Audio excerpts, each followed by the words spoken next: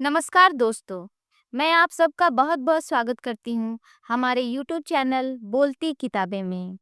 आज प्रस्तुत है कथा सम्राट प्रेमचंद द्वारा लिखित कहानी जिसका शीर्षक है अलग्योझा। भोला महतो ने पहली स्त्री के मर जाने के बाद दूसरी सगाई की, तो उसके लड़के रघु के लिए बुरे दिन आ गए। रघु की उम्र उस समय केवल 10 वर्ष की थी। चैन से गांव में गुल्ली डंडा खेलता फिरता था। माँ के आते ही चक्की में जुतना पड़ा। पन्ना रूपवती स्त्री थी और रूप और गर्व में चोली दामन का नाता है। वह अपने हाथों से कोई काम न करती। गोबर रघु निकालता, बैलों को सानी रघु देता, रघु ही जूठे बर्तन मांजता। भोला की आंखें कुछ ऐसे फिरी कि उसे रघु में सब बुराइयां ही बुराइयां नजर आती। पन्ना की बातों को वह प्राचीन मर्यादानुसार आंखें बंद करके मान लेता था। रघु की शिकायतों की जरा परवाह न करता।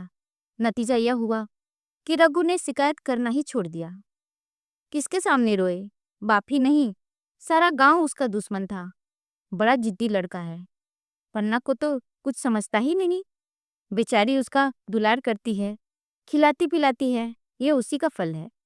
दूसरी औरत होती तो निबाह न होता। वह तो कहो, पन्ना इतनी सीधी सादी है कि निबाह होता जाता है। सबल की शिकायतें सब सुनते हैं, निर्बल की फरियाद कोई नहीं सुनता। रघु का हृदय माँ की ओर से दिन प दिन फटता जाता था। यहाँ तक कि 8 साल गुजर गए और एक दिन भोला के नाम की मृत्यु का संदेश आ पहुंचा। पन्ना के 4 बच्चे थे, 3 बेटे और 1 बेटी। इतना बड़ा खर्च और कमाने वाला कोई नहीं। रघु अब क्यों बात पूछने लगा? यह मानी हुई बात थी। अपनी स्त्री लाएगा और अलग रहेगा। स्त्री आकर और भी आग लगाएगी। पन्ना को चारों ओर अंधेरा ही अंधेरा दिखाई देता था। पर कुछ भी हो, वह रघु की आश्रय बनकर घर में न रहेगी। जिस घर में उसने राज किया, अब उसमें लौंडी बनकर न रहेगी। जिस लौंडे को अपना गुलाम समझा, उसका मुंह न ताकेगी। वह सुंदर थी। अवस्था अभी कुछ ज्यादा ऐसी न थी। जवानी अपनी पूरी बहार पर थी। क्या वह दूसरा घर नहीं कर सकती? यही न होगा कि लोग हंसेंगे बला से। उसकी बिरादरी में क्या ऐसा होता नहीं? ब्राह्मण ठाकुर थोड़ी ही थी कि नाक कट जाएगी। यह तो उनकी ऊंची जात में होता है कि घर में चाहे जो कुछ करो, बाहर पर्दा ढका रहे। वह तो संसार को दिखाकर दूसरा घर कर सकती है। फिर वह रघु की दबैल बनकर क्यों रहे? भोला को मरे 1 महीना गुजर चुका था। संध्या हो गई थी। पन्ना इसी चिंता में पड़ी हुई थी कि सहसा उसे ख्याल आया, लड़के घर में नहीं हैं। यह बैलों की लौटने की बेला है। कहीं कोई लड़का उसके नीचे ना आ जाए। अब उसके द्वार पर कौन है जो उसकी देखभाल करेगा? रघु को मेरे लड़के फूटी आंख नहीं भाते, कभी हंसकर बोलता नहीं। घर से बाहर निकली तो देखा रघु सामने झोपड़े में बैठा ऊख की गडेरिया बना रहा था। लड़की उससे घेरे खड़े हैं और छोटी लड़की उसकी गर्दन में हाथ डाले उसकी पीठ पर सवार होने की चेष्टा कर रही है। पन्ना को अपनी आंखों पर विश्वास न आया। आज तो यह नई बात है। शायद दुनिया को दिखाता है कि वह अपने भाइयों को कितना चाहता है और मन में छुरी रखी हुई है। घात मिले तो जान ही ले ले। काला सांप है, काला सांप। कठोर स्वर में बोली, तुम सबके सब वहां क्या करते हो? घर में आओ, सांझ की बेला है, गुरु आते होंगे। रघु ने विनीत नेत्रों से देखकर कहा, मैं तो हूं ही काकी, डर किस बात का है?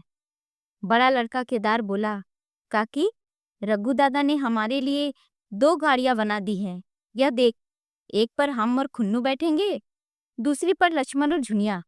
दादा दोनों गाड़ियां खींचेंगे। यह कहकर वह एक कोने से 2 छोटी छोटी गाड़ियां निकाल लाया। 4 पहिए लगे थे। बैठने के लिए तख्ते और रोकने के लिए दोनों तरफ बाजू थे। पन्ना ने आश्चर्य से पूछा, ये गाड़ियां किसने बनाई? केदार ने चिढ़कर कहा, रघु दादा ने बनाई है, और किसने?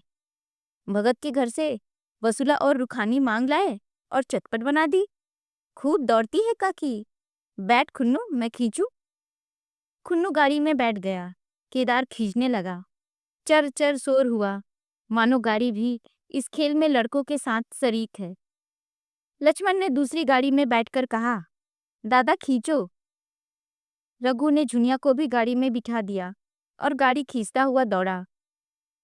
तीनों लड़के तालियां बजाने लगे। पन्ना चकित नेत्रों से यह दृश्य देख रही थी और सोच रही थी, ये वही रघु है या कोई और। थोड़ी देर के बाद दोनों गाड़ियां लौट लड़के घर में जाकर इस यान यात्रा के अनुभव का बयान करने लगे। कितने खुश थे सब, मानो हवाई जहाज पर बैठकर आए हों। खुन्नू ने कहा, काकी, सब पेड़ दौड़ रहे थे। लक्ष्मण और बचिया कैसी भागी, सब की सब दौड़ी। केदार, काकी, रघु दादा दोनों गाड़ियां एक साथ खींच ले जाते हैं। जुनिया सबसे छोटी थी। उसकी व्यंजना शक्ति उछल कूद और नेत्रों तक सीमित थी। तालियां बजा बजाकर नाच रही थी। खुन्नू, अब हमारे घर भी गाय आएगी काकी। रघु दादा ने गिरधारी से कहा है कि हमें एक गाय ला दो। गिरधारी बोला, कल लाऊंगा। केदार, 3 सेर दूध देती है काकी, खूब दूध पिएंगे। इतने में रघु भी अंदर आ गया। पन्ना ने अवहेलना की दृष्टि से देखकर रघु से पूछा, क्यों रघु, तुमने गिरधारी से कोई गाय मांगी है? रघु ने क्षमा प्रार्थना के भाव से कहा, मांगी तो है, कल लाएगा। पन्ना, रुपए किसके घर से आएंगे, यह भी सोचा है? रघु, सब सोच लिया है काकी। मेरी यह मुहर नहीं है। इसके 25 रुपए मिल रहे हैं। 5 रुपए बचिया के मुजा दे दूंगा, बस गाय अपनी हो जाएगी। पन्ना सन्नाटे में आ गई। अब उसका अविश्वासी मन भी रघु के प्रेम और सजनता को अस्वीकार न कर सका। बोली, मुहर को क्यों बेचे देते हो? गाय की अभी कौन जल्दी है? हाथ में पैसे हो जाएं तो ले लेना। सुना सुना गला अच्छा न लगेगा। इतने दिनों गाय नहीं रही तो क्या लड़के नहीं जिए? रघु दार्शनिक भाव से बोला, बच्चे के खाने पीने के यही दिन है काकी। इस उम्र में न खाया तो फिर क्या खाएंगे? मुहर पहनना मुझे अच्छा भी नहीं मालूम होता। लोग समझते होंगे बाप तो गया, इसे मुहर पहनने की सूझी है। बोला मैं तो गाय की चिंता में ही चल बसे। न रुपए आए न गाय मिली, मजबूर थे। रघु ने यह समस्या कितनी सुगमता से हल कर दी।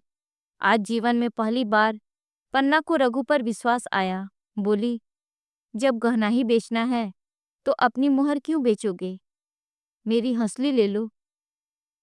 रघु, नहीं काकी, वह तुम्हारे गले में बहुत अच्छी लगती है। मर्दों का क्या, मुहर पहने या ना पहने।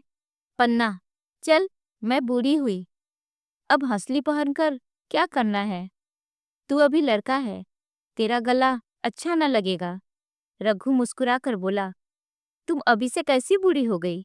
गांव में है कौन तुम्हारे बराबर? रघु की सरल आलोचना ने पन्ना को लज्जित कर दिया।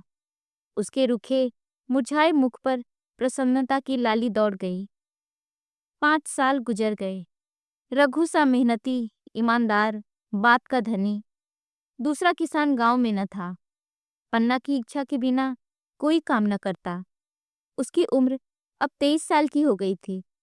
पन्ना बार बार कहती, भैया, बहू को विदा करा लाओ, कब तक नहर में पड़ी रहेगी? सब लोग मुझी को बदनाम करते हैं कि यही बहू को नहीं आने देती। मगर रघु टाल देता था, कहता कि अभी जल्दी क्या है। उसे अपनी स्त्री के रंग ढंग का कुछ परिचय दूसरों से मिल चुका था। ऐसी औरत को घर में लाकर वो अपनी घर की शांति में बाधा नहीं डालना चाहता था। आखिर एक दिन पन्ना ने जिद करके कहा, तो तुम न लाओगे? कह दिया कि अभी कोई जल्दी नहीं। तुम्हारे लिए जल्दी न होगी, मेरे लिए तो जल्दी है। मैं आज आदमी भेज देती हूँ। पछताओगी काकी, उसका मिजाज अच्छा नहीं है। तुम्हारी बला से जब मैं उससे बोलूंगी ही नहीं तो क्या हवा से लड़ेगी? रोटियां तो बना लेगी। मुझसे भीतर बाहर का सारा काम नहीं होता। मैं आज बुलाए लेती हूँ। बुलाना चाहती हो, बुला लो, मगर फिर यह न कहना कि यह मेहरिया को ठीक नहीं करता, उसका गुलाम हो गया। न कहूंगी। जाकर 2 साड़ियाँ और मिठाई ले आ। तीसरे दिन मूलिया मैके से आ गई। दरवाजे पर नगाड़े बजे, शहनाइयों की मधुर ध्वनि आकाश में गूंजने लगी। मुंह दिखावे की रस्म अदा हुई। वह इस मरुभूमि में निर्मल जल धारा थी। गेहुआ रंग था, बड़ी बड़ी नोकीली पलकें, कपोलों पर हल्की सुर्खी, आंखों में प्रबल आकर्षण। रघु उसे देखते ही मंत्रमुग्ध हो गया। प्रातःकाल पानी का घड़ा लेकर चलती, तब उसका गेहुआ रंग प्रभात की सुनहरी किरणों से कुंदन हो जाता, मानो उसे अपनी सारी सुगंध, सारा विकास और सारा उन्माद लिए मुस्कुराती चली जाती हो। मूलिया मैके से ही जली भुनी आई थी। मेरा शौहर छाती फाड़कर काम करे और पन्ना रानी बनी बैठी रहे, उसके लड़के रईस ज्यादे बने घूमे। मूलिया से यह बर्दाश्त न होगा। वह किसी की गुलामी न करेगी। अपने लड़के तो अपने होते नहीं, भाई किसके होते हैं? जब तक पर नहीं निकलते हैं, रघु को घेरे हुए हैं। ज्यों ही जरा सयाने हुए, पर झाड़कर निकल जाएंगे, बात भी न पूछेंगे। एक दिन उसने रघु से कहा, तुम्हें इस तरह गुलामी करनी हो तो करो, मुझसे ना होगी। रघु, तो फिर क्या करूं, तू ही बता। लड़के तो अभी घर का काम करने लायक भी नहीं है। मूलिया, लड़के तुम्हारे तो है नहीं, यही पन्ना है जो तुम्हें दाने दाने को तरसाती थी। सब कुछ सुन चुकी हूँ। मैं लौंडी बनकर न रहूंगी। रुपए पैसे का मुझे हिसाब नहीं मिलता। न जाने तुम क्या लाते हो और वह क्या करती है। तुम समझते हो रुपए घर में ही तो हैं, मगर देख लेना तुम्हें जो एक फूटी कौड़ी भी मिले। रुपए पैसे तेरे हाथ में देने लगूं तो दुनिया क्या कहेगी? रघु, रुपए पैसे तेरे हाथ में देने लगूं तो दुनिया क्या कहेगी, यह तो सोच। मूलिया, दुनिया जो चाहे कहे, दुनिया के हाथों बिकी नहीं हूं। देख लेना, भांड लीपकर हाथ काला ही रहेगा। फिर तुम अपने भाइयों के लिए मरो, मैं क्यों मरूं? रघु ने कुछ जवाब न दिया। उसे जिस बात का भय था वह इतनी जल्दी सिर आ पड़ी। अब अगर उसने बहुत तथ्यो किया तो 6 महीने और काम चलेगा। बस आगे यह डोंगा चलता नजर नहीं आता। बकरी की माँ आखिर कब तक खैर मनाएगी? एक दिन पन्ना ने महुए का सुखावन डाला। बरसात शुरू हो गई थी। पखार अनाज में गीला हो रहा था। मूलिया से बोली, बहू, जरा देखती रहना, मैं तालाब से नहा आऊं। मूलिया ने लापरवाही से कहा, मुझे नींद आ रही है, तुम बैठ कर देखो। एक दिन न नहाओगी तो क्या होगा? पन्ना ने साड़ी उतार कर रख दी, नहाने न गई। मूलिया का वार खाली गया। कई दिन के बाद एक शाम पन्ना धान रोप कर लौटी। अंधेरा हो गया था। दिन भर की भूखी थी। आशा थी बहू ने रोटी बना रखी होगी, मगर देखा तो यहाँ चूल्हा ठंडा पड़ा हुआ था और बच्चे भूख के मारे तड़प रहे थे। मूलिया से आहिस्ता से पूछा, आज अभी चूल्हा नहीं जला? केदार ने कहा, आज दोपहर को भी चूल्हा नहीं जला काकी, भाभी ने कुछ बनाया ही नहीं। पन्ना, तो तुम लोगों ने क्या खाया? केदार, कुछ नहीं, रात की रोटियां थी, खुन्नू और लक्ष्मण ने खाई, मैंने सत्तू खा लिया। पन्ना, और बहू? केदार, वह पड़ी सो रही है, कुछ नहीं खाया। पन्ना ने उसी वक्त चूल्हा जलाया और खाना बनाने बैठ गई। आटा गूंथती थी और रोती थी, क्या नसीब है। दिन भर खेत में जली और घर आई तो चूल्हे के सामने जलना पड़ा। केदार का 14वां साल था। भाभी के रंग ढंग देखकर सारी स्थिति समझ रहा था। बोला, काकी, भाभी अब तुम्हारे साथ रहना नहीं चाहती। पन्ना ने चौंक कर पूछा, क्या कुछ कहती थी? केदार, कहती कुछ नहीं थी, मगर है उसके मन में यही बात। फिर तुम क्यों उसे छोड़ नहीं देती? जैसे चाहे रहे, हमारा भी भगवान है। पन्ना ने दांतों से जीभ दबाकर कहा, चुप, मेरे सामने ऐसी बात भूलकर भी न कहना। रघु तुम्हारा भाई नहीं, तुम्हारा बाप है। मूलिया से कभी बोलोगे तो समझ लेना जहर खा लूंगी। दशहरे का त्योहार आया। इस गांव से कोस भर दूर एक पूर्वे में मेला लगता था। गांव के सब लड़के मेला देखने चले। पन्ना भी लड़कों के साथ चलने को तैयार हुई। मगर पैसे कहाँ से आए? कुंजी तो मूलिया के पास थी। रघु ने आकर मूलिया से कहा, लड़के मेला देखने जा रहे हैं, सभी को 2-2 पैसे दे दो। मूलिया ने त्योरियां चढ़ाकर कहा, पैसे घर में नहीं है।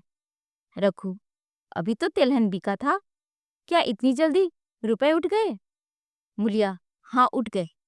रघु, कहाँ उठ गए, जरा सुनूं। आज त्योहार के दिन लड़के मेला देखने न जाएंगे? मूलिया, अपनी काकी से कहो पैसे निकाले, गाड़ कर क्या करेगी? खूंटी पर कुंजी हाथ से पकड़ लिया और बोली, कुंजी मुझे दे दो, नहीं तो ठीक ना होगा। खाने पहनने को भी चाहिए, कागज किताब को भी चाहिए, उस पर मेला देखने को भी चाहिए।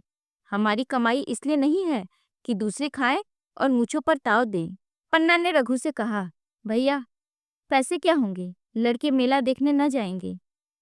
रघु ने झिड़क कर कहा, मेला देखने क्यों न जाएंगे, सारा गांव जा रहा है, हमारे ही लड़के न जाएंगे?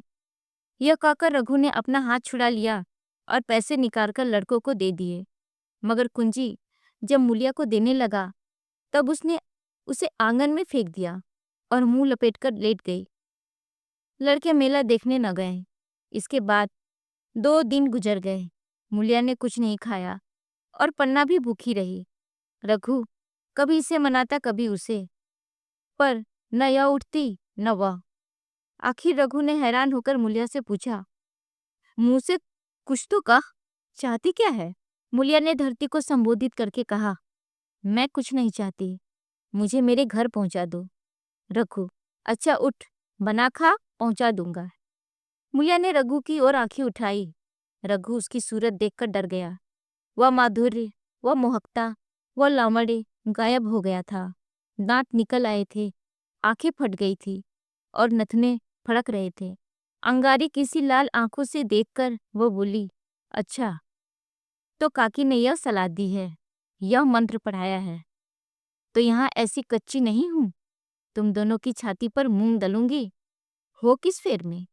रघु, अच्छा तो मूंग ही दल लेना, पर कुछ खा पी लेगी तभी तो मूंग दल सकेगी।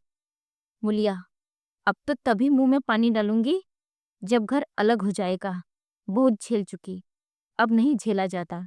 रघु सन्नाटे में आ गया। एक दिन तक उसके मुंह से आवाज ही न निकली। अलग होने की उसने सपने में भी कल्पना न की थी। उसने गांव में 2-4 परिवारों को अलग होते देखा था।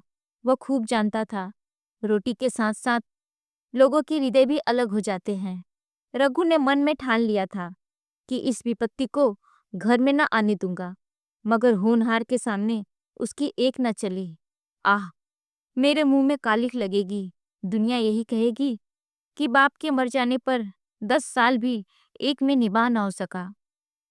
फिर किससे अलग हो जाऊं? जिनको गोद में खिलाया, जिनको बच्चों की तरह पाला, जिनके लिए तरह तरह के कष्ट झेले, उन्हीं से अलग हो जाऊं? अपने प्यारों को घर से निकाल कर बाहर करूं? उसका गला फंस गया। कांपते हुए स्वर में बोला, तू क्या चाहती है, मैं अपने भाइयों से अलग हो जाऊं? भला सोच तो, कहीं मुंह दिखाने लायक न रहूंगा। मूलिया, तो मेरा इन लोगों के साथ निबाह न होगा। रघु, तो तू अलग हो जा, मुझे अपने साथ क्यों घसीटती है?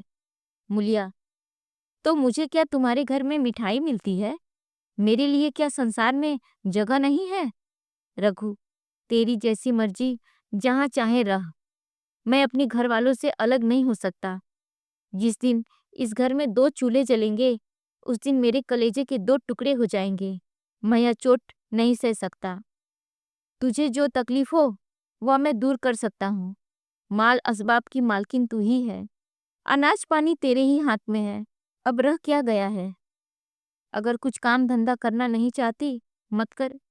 भगवान ने मुझे समाई दी होती तो मैं तुझे तिनका भी न उठाने देता। तेरे यह सुकुमार हाथ पांव मेहनत मजदूरी के लिए बनाए ही नहीं गए हैं, मगर क्या करूं, अपना कुछ बस ही नहीं है। फिर भी तेरा जी करे कोई काम करने को तो कर, न करे तो मत कर, मगर मुझसे अलग होने को न कह, मैं तेरे पैरों पड़ता हूँ। मूलिया ने सिर से आंचल खिसकाया और जरा समीप आकर बोली, मैं काम करने से नहीं डरती, न बैठे बैठे खाना चाहती हूँ, मगर मुझसे किसी की धौंस नहीं सही जाती। तुम्हारी ही काकी घर का काम काज करती है तो अपने लिए करती है, अपने बाल बच्चों के लिए करती है, मुझ पर कुछ एहसान नहीं करती। फिर मुझे धौंस क्यों दिखाती है? उन्हें अपने बच्चों से प्यार होंगे, पर मुझे तो तुम्हारा आसरा है। मैं अपनी आंखों से यह नहीं देख सकती कि सारा घर चैन करे, जरा जरा से बच्चे तो दूध पिए, और जिसके बलबूते गृहस्थी बनी हुई है वो मट्टी को तरसे, कोई इसको पूछने वाला ना हो। जरा अपना मुंह तो देखो, कैसी सूरत निकल आई है। औरों के तो 4 बरस में अपने पट्टे तैयार हो जाएंगे, तुम तो 10 साल में खाट पर पड़ जाओगे। बैठ जाओ, खड़े क्यों हो? क्या मारकर भागोगे? मैं तुम्हें जबरदस्ती न बांध लूंगी, या मालकिन का हुक्म नहीं है। सच कहूं, तुम बड़े कट कलेजी हो। मैं जानती ऐसे निर्मोही से पाला पड़ेगा तो इस घर में भूल से न आती, आती भी तो मन न लगाती, मगर अब तो मन तुमसे लग गया। घर भी जाऊं तो मन यहीं रहेगा, और तुम जो हो मेरी बात ही नहीं पूछते। मूलिया की ये रसीली बातें रघु पर कोई असर न डाल सकी। वह उसी रुखाई से बोला, मूलिया, मुझसे यह ना होगा। अलग होने का ध्यान करते ही मेरा मन जाने कैसा हो जाता है। यह चोट मुझसे ना सही जाएगी। मूलिया ने परिहास करके कहा, तो चूड़ियां पहनकर अंदर बैठो ना, लाओ मैं मूछें लगा लूं। मैं तो समझती थी कि तुम में भी कुछ कलबल है, अब देखती हूँ तो नीरे मिट्टी के लौंदे हो। पन्ना दालान में खड़ी दोनों की बातचीत सुन रही थी। अब उससे न रहा गया, सामने आकर रघु से बोली, जब वो अलग होने पर तुली हुई है तो फिर तुम क्यों जबरदस्ती मिलाए रखना चाहते हो? तुम उसे लेकर रहो, हमारे भगवान ने निभा दिया तो अब क्या डर। अब तो भगवान की दया से तीनों लड़के सयाने हो गए, अब कोई चिंता नहीं। रघु ने आंसू भरी आंखों से पन्ना को देखकर कहा, काकी, तू भी पागल हो गई है क्या? जानती नहीं, 2 रोटियां होते ही 2 मन हो जाते हैं। पन्ना, जब वह मानती ही नहीं तब तुम क्या करोगे? भगवान की मर्जी होगी तो कोई क्या करेगा? प्रारब्ध में जितने दिन एक साथ रहना लिखा था उतने दिन रहे, अब उसकी यही मर्जी है तो यही सही।